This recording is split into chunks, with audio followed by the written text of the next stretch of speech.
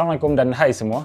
Okey, dalam 5 bulan lepas aku ada buat satu unboxing Sony WH-1000 XM4 yang mana ia merupakan headphone bangsawan pertama yang aku beli. Aku pun tak sangka lah aku beli sebab harga dia untuk orang macam aku, rakyat marahin macam aku ni, memang sangat mahal lah. Dan aku rasa aku beli tu pasal satu aku nak racun, satu lagi untuk aku buat YouTube content, satu lagi untuk aku buat reward diri aku sendiri lah. Dah penat-penat kerja, so nak satu reward yang orang kata berbaloi kita beli. So aku belilah WH-1000 XM4 ni. Video kali ni aku nak buat in-depth review setelah lama aku fikir benda ni. Memang aku rangka benda ni memang agak lama jugalah sebab aku bukanlah seorang audiophile. Jadi dalam video kali ni aku nak buat satu in-depth review atas kapasiti sebagai pengguna biasa, bukan sebagai seorang audiophile. Jadi tanpa buang masa, let's jom.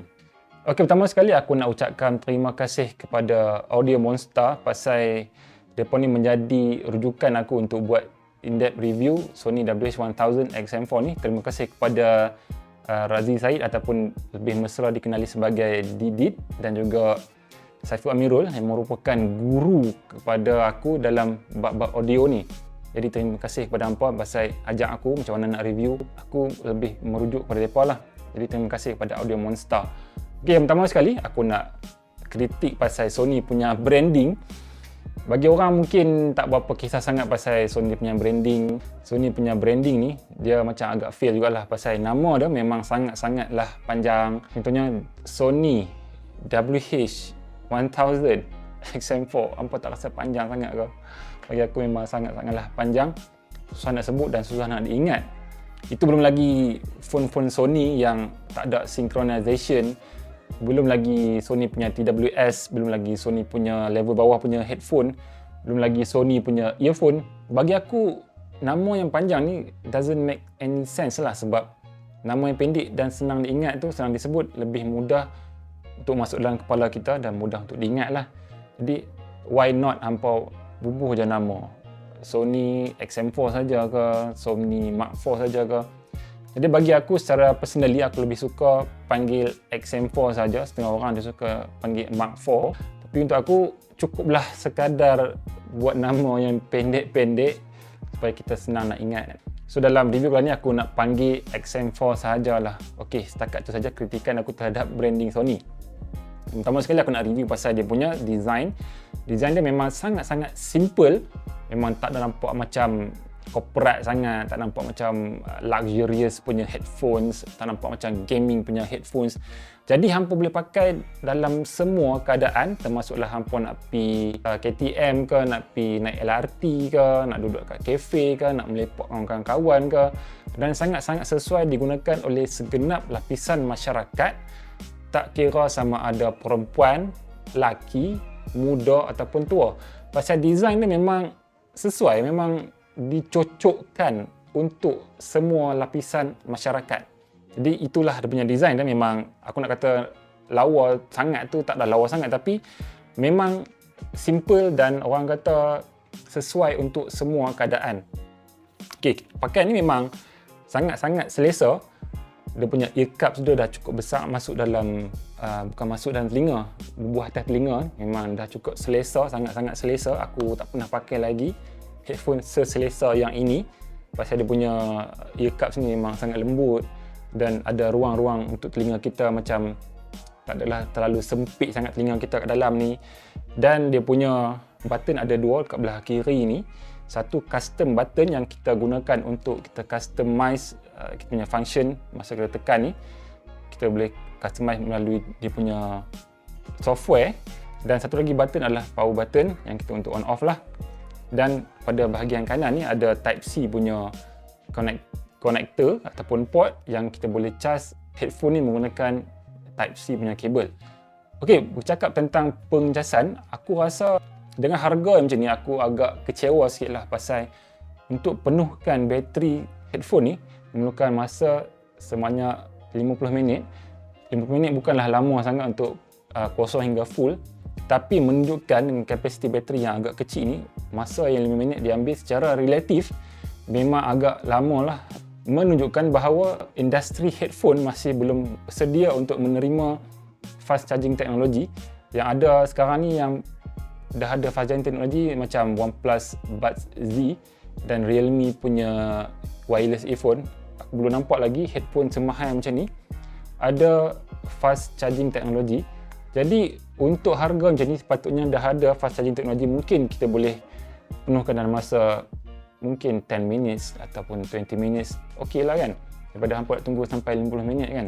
Jadi untuk masa depan aku harap sangat company-company lain macam Bose ke Sony ke apa-apa company-company yang power dalam buat audio ni, mereka implement fast charging teknologi untuk flagship headphone macam ni. Okay, dari segi design dia dekat belah kanan ni ada gesture punya functionality, iaitu kita boleh previous track atau kita nak skip track, kita nak volume up, volume down menggunakan secara sentuhan saja. Kita buat gesture macam tu, naik atas ni, turun bawah, tepi kanan, macam tu lah. Dan satu lagi dekat bahagian kanan ni dia ada functionality untuk kita bercakap semasa kalau kita dengar lagu kan tak dengar apa-apa orang cakap kat luar sana. Lepas tu kita just tekan kat sini, kita pakai dan dia akan activate ambient sound, dia akan rendahkan volume dan dia akan bagi dengar suara dari luar untuk kita dengar kat telinga kita lah, dan kita boleh bercakap tanpa kita perlu terjerit-jerit dan kita tak perlu lagi nak tanggai. Letak kat sini, lepas tu cakap balik, waktu letak balik, tak payah, kita letak kat sini saja dan kita boleh cakap dengan selesa lah. Okay, bercakap tentang dia punya ambient sound dan juga noise cancellation. Sebelum ni aku pernah test, bukan aku pakai, bukan aku beli. Aku test Bose NC700 dekat Bose punya concept store. Memang sangat-sangat best dia punya noise cancellation dia, noise cancelling dia. Memang padu gila, padu habis lah kan. Kedai tu punya besar, dia buka speaker macam-macam. Dan bila dia activate noise cancellation dia, memang aku rasa 90% macam tu lah dia punya noise cancellation dia. Untuk Sony ni, aku rasa dia hanya tapis dalam lebih kurang 80% saja. Contohnya aku ambil satu contoh pengalaman yang aku pakai sendiri. Anak aku melalak, anak aku menangis, riau. Aku try pakai ni tanpa buka lagu, masih kedengaran lagi secara jelas. Memang dengar lah. Dan jiran atas aku bertukang ketuk sana ketuk sini, aku pakai memang dengar. Untuk aku adapt dengan noise cancellation dia, aku perlukan masa lebih kurang 1 minggu untuk aku adapt dengan dia punya noise cancellation. Pasal bila aku activate noise cancellation dia, aku rasa macam pening. Aku pening rasa macam ada benda sedut kat telinga aku. Lepas tu aku rasa macam pening dan aku ambil masa lebih kurang 1 minggu untuk aku biasakan dengan keadaan tu lah. Lepas tu bila pakai dah sebulan lebih tu, aku dah tak ada apa isu lah dengan keselesaan masa noise cancellation aku activate. Okay, itu bab noise cancellation lah. Okay, yang seterusnya adalah sambungan headphone ni kepada kita punya device. Kita ada wireless, pakai Bluetooth yang ada codec LDAC, dia tak ada aptX. Jadi kalau hampa pakai iPhone memang kesian lah, sebab iPhone dia tak ada LDAC, tapi kebanyakan phone Android dah ada LDAC sekarang ni. Dan dia juga ada sambungan headphone, iPhone jack, yang mana kita boleh sambungkan wire kepada kita punya device. Dari segi kualiti audio memang sah-sah audio lebih baik berbanding dengan Bluetooth wireless. Ini aku dah sahkan dan aku dah tanya audiophile apa semua, memang mereka kata walaupun hampa pakai LDAC ke, hampa pakai aptX ke, wired punya sambungan tetaplah yang terbaik. Orang kata loss dia memang sikit kalau dibandingkan dengan LDAC. Bluetooth memang aku akan dapat rasa dia punya loss, audio loss memang dapat rasa walaupun pakai LDAC. Jadi untuk sambungan dia memang aku lebih prefer pakai wired. Tapi dari segi sambungan wire memang aku agak kecewa juga, sebab dia pakai Type-C punya sambungan hanya untuk charging saja, dia bukan boleh pakai untuk dengar lagu. Tapi headphone ni dia tak ada macam sambungan Type-C ke Type-C untuk kita dengar lagu. Hampa faham tak? So kalau aku nak pakai kabel, aku kenalah pakai kabel yang audio jack dan terpaksa guna converter ataupun dongle dia. Untuk yang akan datang ni mungkin XM5 ni, buatlah yang ada Type-C punya connectivity yang boleh sambung terus kepada phone yang boleh dengar lagu, bukan untuk charging saja. Bercakap tentang dia punya LDAC ataupun sambungan Bluetooth ketika gaming.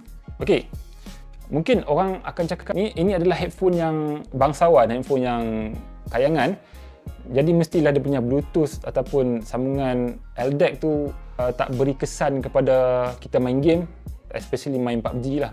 Okay, aku pakai LDAC punya sambungan dan aku try compare dengan wired punya sambungan. Memang ada beza. Aku tak tahu, aku tak boleh nak measure berapa millisecond yang kita boleh notice. Benda ni noticeable kalau kita main PUBG, especially kalau kita adalah seorang sniper. Kita tembak, lepas tu baru dengar ada punya suara tembakan, bunyi tembakan tu.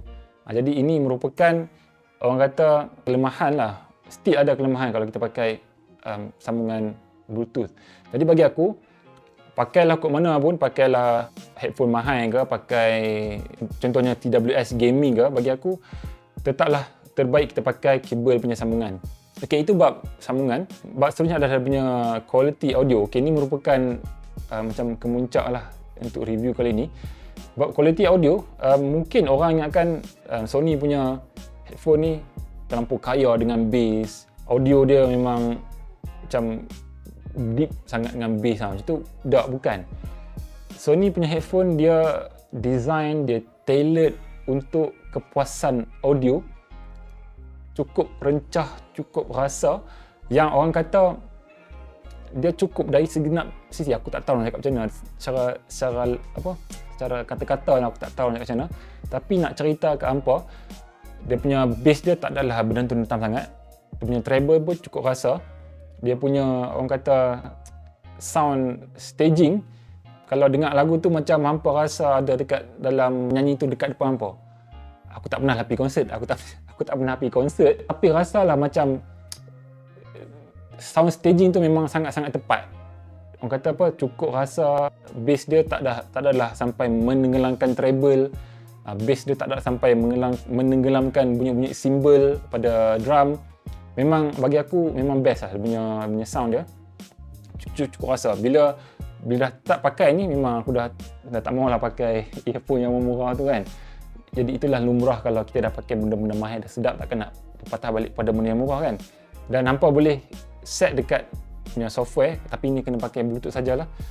Dekat software Sony tu hampa boleh set sama ada hampa nak bass dia lebih tinggi ke, ataupun dia punya treble lebih tinggi, bass boost, treble boost, ataupun hampa nak dengar dia punya suara lebih jelas ke. Semua ni kita boleh set dekat punya Sony punya equalizer dekat dalam software. Dan dari segi quality audio semasa phone call, aku pernah buat macam blind call, macam aku tak beritahu orang yang aku sekarang ni pakai headphone, aku bukan pakai earphone aku kan. So aku cakap dengan dia, memang dia tak ada rasa macam, dia tak adalah macam tak dengar apa-apa kan. Kan kalau kita pakai loudspeaker kan, orang tak dengar apa semua kan, suara kembang lah apa semua. Ni bukan, aku pakai sambungan Bluetooth dan aku buat phone call, memang sangat-sangat jelas. Bahkan orang yang aku call tu dia tak tahu pun aku pakai headphone. Last kali masa conversation tu aku cakap, kau dengar tak suara aku ni? Aku tengah pakai headphone. Dia pun terkejut, dia kata suara sangat-sangat jelas macam pakai handphone lah. So menunjukkan quality audio mikrofon pada XM4 ni memang sangat-sangat padu, memang sangat-sangat jelas dan sesuai dengan harga dia. Jadi guys, itu saja aku rasa membebel panjang pada hari ini. Jadi inilah video yang aku dah tunggu lama untuk aku review. Aku memang ambil masa yang lama supaya aku tak tersilap cakap, aku tak mengecewakan orang. Tapi kalau kecewa juga tak tahulah, aku minta maaf lah kalau apa rasa kecewa kan. Jadi ini merupakan pendapat peribadi aku, review aku secara jujur, secara telus, sebagai seorang yang biasa, bukan seorang audiophile, tapi aku rujuk audiophile sebelum aku buat review ni. Jadi kalau hampa ada soalan ataupun bangkangan pun tak apa, hampa tak setuju dengan pandangan aku tentang Sony WH-1000 XM4 yang aku panggil XM4 ni, tak apa, hampa boleh nyatakan bangkangan anda di ruang-ruang komen. Dan jangan lupa like, jangan lupa subscribe dan tinggalkan komen untuk support channel YouTube aku ni. Sehingga bertemu lagi dalam video yang akan datang. Jumpa lagi. Assalamualaikum. Adios.